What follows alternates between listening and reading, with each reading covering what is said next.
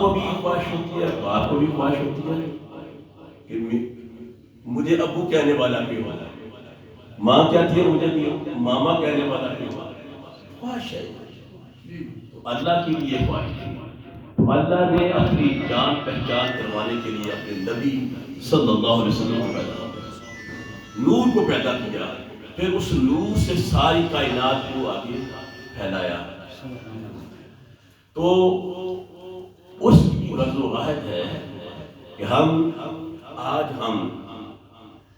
پیکر اخلاص و محبت کشتۂ عشق مصطفیٰ صلی اللہ علیہ وآلہ وسلم مستغرق محبت غوث الورا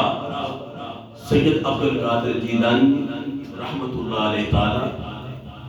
محب الفقراء والغرباء والمساکین، محبوب المشائخ، پربردہ آغوش ولایت،